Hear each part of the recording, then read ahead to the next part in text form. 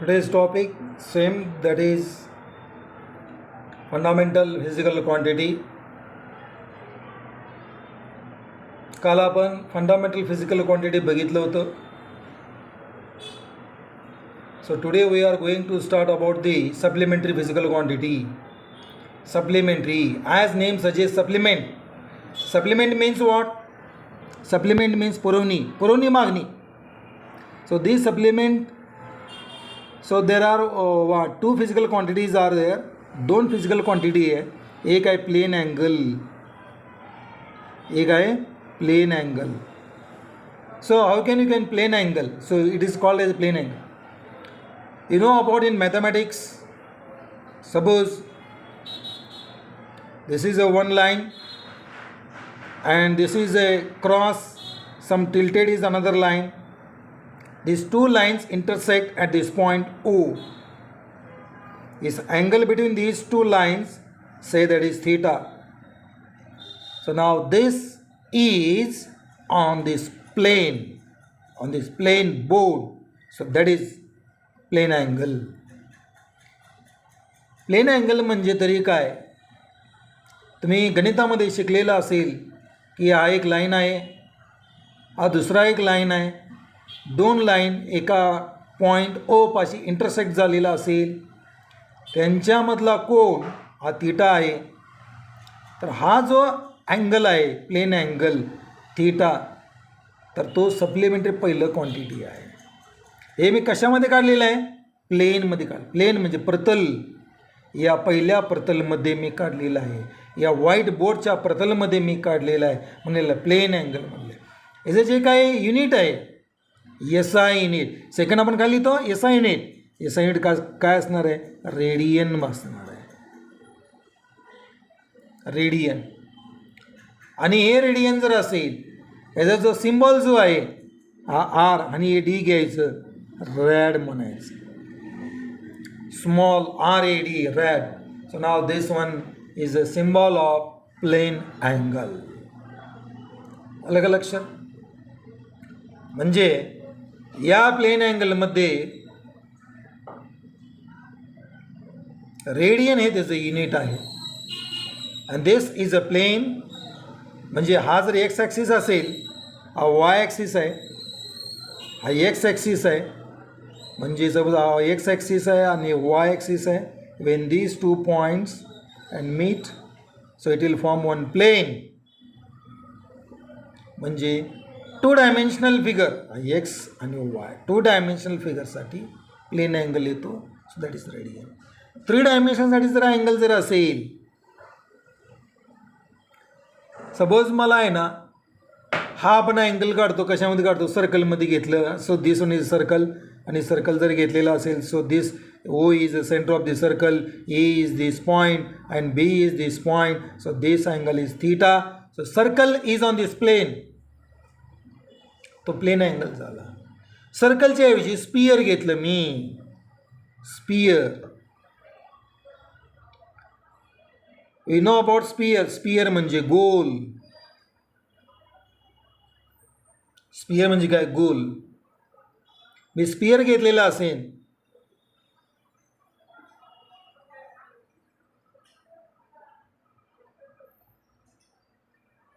असा हा अँगल जो आहे इथं अँगल, तो अँगल म्हणजे थ्री डायमेन्शनल फिगर आहे, x axis, Y axis, Z axis. तर या अँगलला म्हणलेलं आहे ओमेगा, किंवा याला दुसरं नाव दिलेलं आहे अँगलला, म्हणलेलं आहे सॉलिड अँगल. कुठला अँगल दिलेला आहे? Solid angle. दी म्हणजे sum of solid angle is equal to 4π for sphere. स्पियरचं जे काही कंप्लीट अँगल असतो तो 4π इतका असतो.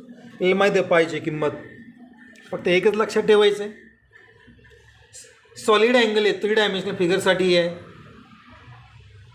आणि प्लेन अँगल आहे जनरली आपलं सर्कलमध्ये असेल टू डायमेन्शनल फिगरसाठी solid angle. Second supplement unit steradian. Steradian.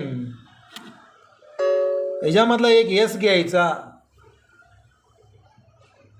आणि याच्यामधला एक आर घ्यायचा, झाला symbol S R. S small R, S R is steradian च सिम्बॉल आहे. All these are in S I unit. हे सर्व काय एस आय युनिटमध्ये आहे. वरचा रॅड आहे रेडियन आणि हे स्टेरेडियन. समजलं असेल तुम्हाला. ठीक आहे, आपण पुढे जाऊया.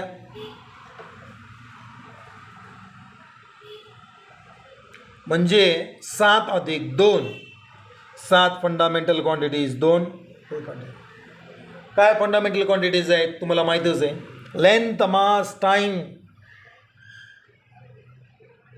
टेम्परेचर, इलेक्ट्रिक करंट, नंतर अमाऊंट ऑफ सबस्टन्स, आलं का नाही, luminous intensity, so on and so forth. So these are the fundamental quantities. आणि हे आहे आणि 2 सप्लिमेंटरी. नंतर ना derived quantities.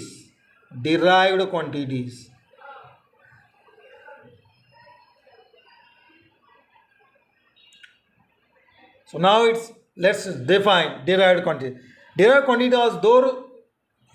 quantities, it is a physical quantity which depends one or more than one of the fundamental quantities.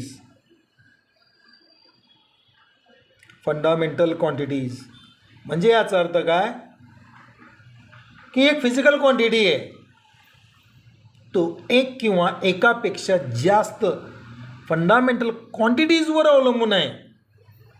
त्यालाच काय म्हणलेलं आहे, डिराइव्ड क्वांटिटीज. म्हणजे थोडक्यात काय की डिराइव्ड क्वांटिटीज हे फंडामेंटल क्वांटिटीवर अवलंबून आहे. ते एकदा असेल, दोनदा असेल, 2 क्वांटिटीवर असेल किंवा 3 क्वांटिटीवर असेल. मग साधा आपण एक घेऊया की एरिया, एक एक्झाम्पल घेऊ. एरिया, मराठीमध्ये एरिया म्हणजे क्षेत्रफळ. एरियाचं युनिट आहे, formula for area, length into breadth, लांबी गुणिले रुंदी. आता मी सांगतो की हे लांबी जी आहे, length, that is belongs to fundamental quantities. Breadth जो आहे, ब्रेथ आहे ना, ब्रेथ म्हणजे आपण नेहमी काय मोजतो, लेंथच मोजतो. इनडायरेक्टली लेंथच मोजतो आपण. मग तो लेंथ तो कशामध्ये आहे, तोही फंडामेंटल क्वांटिटीजमध्ये आहे. म्हणजे यामध्ये 2 वेळा फंडामेंटल क्वांटिटी आलेला आहे. म्हणून एरिया हे डिराइव्ह क्वांटिटीजमध्ये येणार. म्हणून एरिया हे डिराइव्ह क्वांटिटी. तिसरा एक अजून एक एक्झाम्पल घेतला असेल की आपण एक घेऊया की स्पीड घेऊया. स्पीड म्हणजे वेग.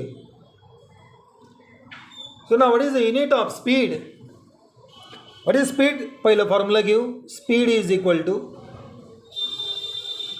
We know about distance covered divided by time. म्हणजे वेग आपण कसं काढू शकतो, अंतर कापलेलं आहे भागिले वेळ, दॅट इज गिव्ह स्पीड. आता डिस्टन्स कवर्ड म्हणजे सपोज हा एक पार्टिकल आहे, किंवा आपण घेऊया तुमच्या साधारणसाठी बस स्थानक आहे. आपलं कॉलेज कुठे आहे, चंदननगरचं बस स्टॉप ते वाघोलीचं बस स्टॉप यामधला डिस्टन्स काढायचं.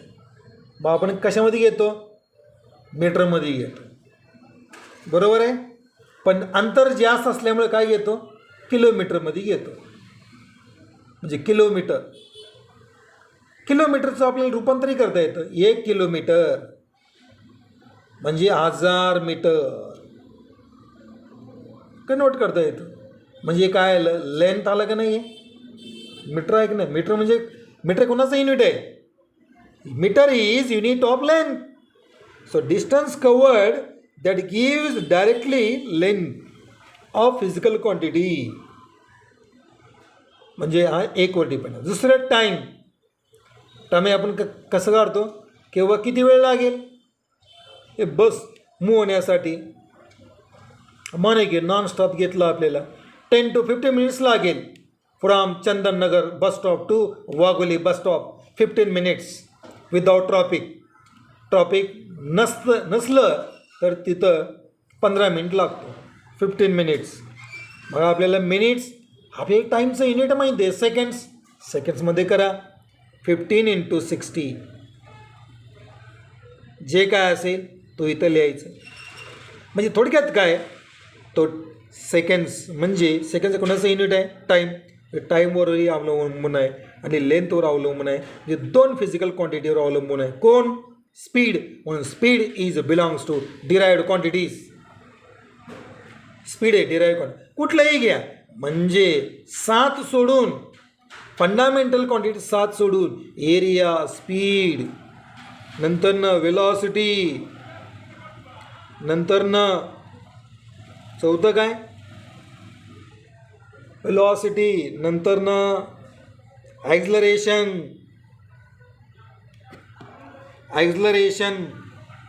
So all these are the examples. मी एक 4 एक्झाम्पल घेतल्या, भरपूर आहेत अजून फिजिकल क्वांटिटी, ते मी पुढं सांगणारच आहे. म्हणजे परीक्षेत विचारलं की define derived quantities. It is the physical quantity which depends one or more than one on a fundamental quantity is called as a derived quantities. Example, area, speed, velocity and acceleration etc. आता हे जे काय explain केलेलं आहे, so all these are the examples. परीक्षेमध्ये area, speed, velocity, acceleration. समजलं, काही शंका, काही नाही. तर जाऊया आता पुढं. याच्या अगोदर नेक्स्ट टॉपिक आहे. So that topic is called as a dimension. Okay, ॲक्सेलरेशनपर्यंत आलेलो आपण, मग पुढं आपण बघणारच आहे आपण. आता याचं जे काही युनिट्स आहेत, आता युनिट जर बघितलं आपण, एरियाचं युनिट काय, लांबी गुणिले रुंदी, म्हणजे लांबीचं युनिट मीटर, ब्रेडचं युनिट मीटर काय झाला, मीटर स्क्वेअर, म्हणजे एरियाचं युनिट मीटर स्क्वेअर. स्पीडचं युनिट काय, मीटर क्यूब. स्मॉल, आता याचं काही कन्व्हेन्शन आहेत युनिट लिहिण्यासाठी, सम सायन्स कन्व्हेन्शन्स आहे. पहिले कन्व्हेन्शन काय माहीत आहे का, की जेव्हा तुम्ही सिम्बॉलमध्ये लिहिता तो स्मॉल लेटरमध्ये घ्या. काही आता ॲम्पियरमध्ये आहे ना, तो कॅपिटल लेटरच घेतो आपण ॲम्पियर म्हणून, तिथं इलाज नाही. पण जनरली आपण काही ठिकाणी स्मॉलच घेतो. सेकंड कन्व्हेन्शन काय, की टिंब देऊ नये युनिट नंतरनं. मी इथं लिहिलं बघा बाबा, स्पीडचं युनिट काय, मीटर पर सेकंद आहे, मीटर पर सेकंद. मग आपल्याला टिंब द्यायची सवय आहे, टिंब द्यायचं नाही. आता ॲक्सेलरेशनचं युनिट काय, मीटर पर सेकंद स्क्वेअर. मग मी तर मीटर पर सेकंद असं लिहू नये, एक तर असं लिहायचं मीटर्स, हे असं तरी लिहा. आलं लक्षात, किंवा मीटर पर सेकंद स्क्वेअर तरी लिहा. ह्या टाईपमध्ये लिहायचं नाही, ही चुकीची पद्धत आहे. हेला म्हणतात साइन कन्व्हेन्शन, म्हणजे गाईडलाईन्स, कुठलं चुकीचं आहे काय. आलं का लक्षात. जर तुम्हाला फुल फॉर्ममध्ये लिहायचं असेल तर स्मॉल लेटरपासून स्टार्ट करायचं आहे. फोर्सचं युनिट काय, न्यूटन आहे. मग आपण NUWT करायचं नाही, स्मॉल लेटरमध्ये लिहायचं NUTT, न्यूटन. आणि जर हे जर न्यूटन हा सिम्बॉल लिहायचं असेल, कॅपिटल Nच घेतला पाहिजे. जर एनर्जी घ्यायचं असेल, जूल असतो, कॅपिटल J. आणि लिहिताना कसं लिहायचं, स्मॉल JOULE, जूल. ओके, ठीक आहे. इथं आपण डिराइव्ड क्वांटिटीमध्ये हे बघितलेलं आहे, physical quantities and derived quantities. आलं लक्षात, ठीक आहे. आपण थोडं शिकूया. एकदम लगेच मी तुम्हाला शिकवलं की तुमच्या डोक्यावरून जाईल. Plane, supplementary quantities, derived quantities, त्याचे एक्झाम्पल, आणि इथं आज काय साइन कन्व्हेन्शन. टिंब युनिट नंतर टिंब देऊ नये. Don't give full stop after unit. And second one is so units you can write wherever it is applicable. Small असेल स्मॉल म्हणजे कुठं मीटर पर सेकंद असेल स्मॉल, आणि न्यूटन असेल तर कॅपिटल एनमध्ये लिहा, जूल असेल कॅपिटल जेमध्ये लिहा. आणि Wien you can write complete name फॉर्ममध्ये असेल, न्यूटन लिहायचं असेल स्मॉल NEWTON या फॉर्ममध्ये लिहा.